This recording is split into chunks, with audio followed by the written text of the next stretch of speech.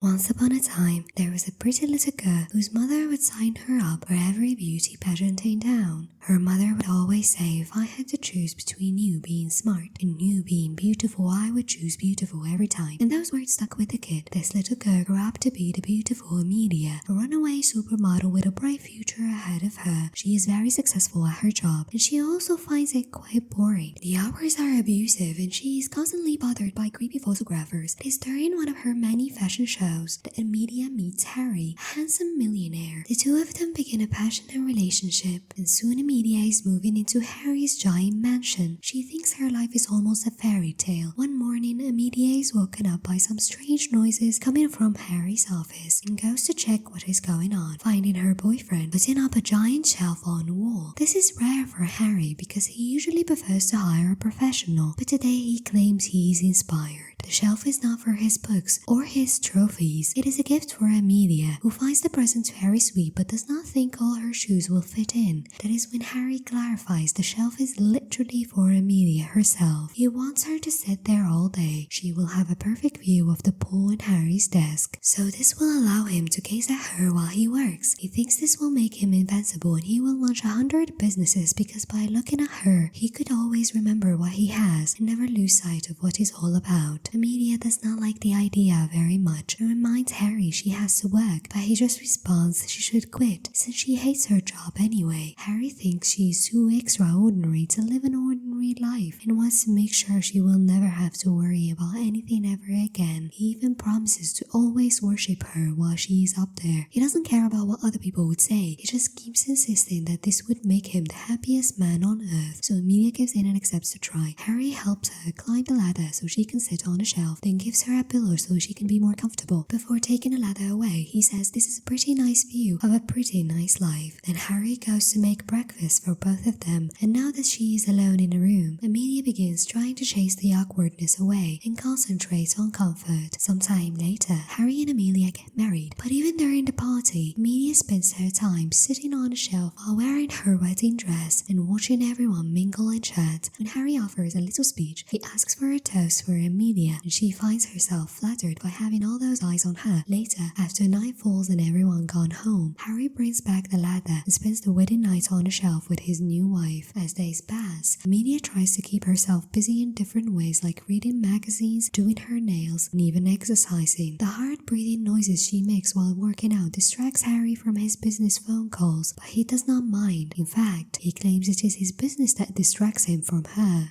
Harry also brings her lavish presents almost every day, like gorgeous flowers, sparkly jewelry, and delicious chocolates, wanting to celebrate even foreign holidays.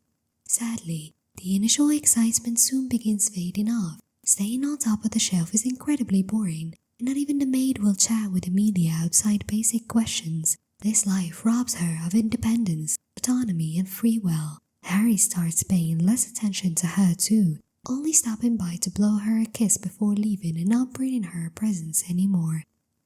He does not even notice the beautiful dresses Amelia puts on just for him, and now he is also annoyed by any noise she may make while he works, so he will ignore her attempts to start a conversation and will not even allow her to hum a little tune either. She has become nothing else than a decoration on a wall, a literal trophy wife. One afternoon, Amelia brings out her most glamorous dress, yet wishing Harry would at least glance at her. Instead, Harry notices that the natural light is not reaching his desk, so he asks his employees to help him turn it around. Now Amelia is stuck watching the back of her husband's neck and she can't stop the tears from falling anymore.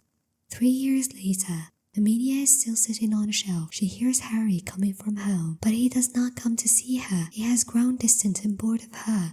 Amelia calls his name and even begins screaming, but this still does not get her husband's attention. This is the last straw that finally breaks Amelia, making her decide it is time to get off the shelf at last. This is harder than it looks. The distance to the floor is not very high, but after so many years stuck up there, Amelia's perspective is quite rapt. As a test, she practices stealing her shoe that she wants to break up, then throws it out, but seeing it fall only makes her feel worse. However, she is determined to leave, so she practices with the second shoes and accepts she has to take a leap of faith. Amelia slowly begins to make her way down until she cannot hold on to the shelf anymore and falls to the floor. From Amelia's perspective, it is a long, scary fall, but she actually makes it to the floor quickly and unharmed, except for some soreness.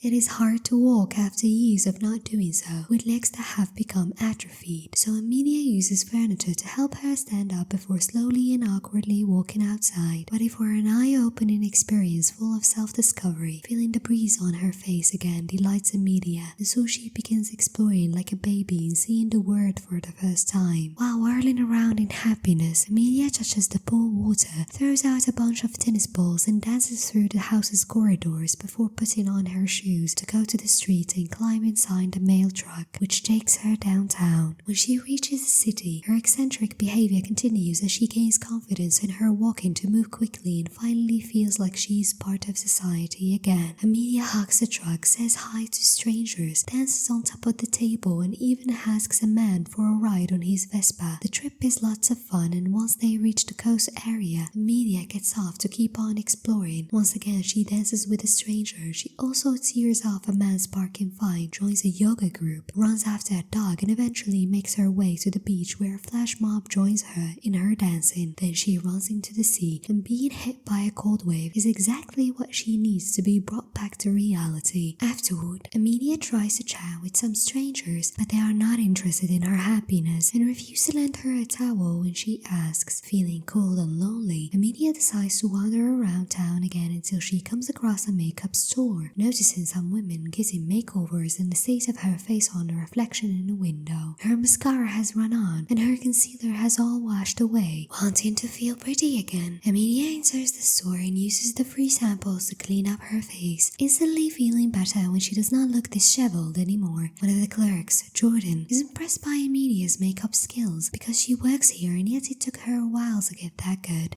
Jordan wonders if Amelia is a makeup artist, so Amelia quickly corrects her and explains her job is to sit like a trophy for a millionaire.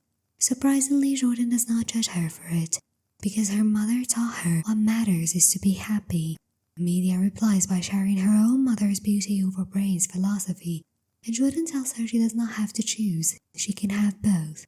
This means a lot to Amelia to hear, because she never thought of it that way.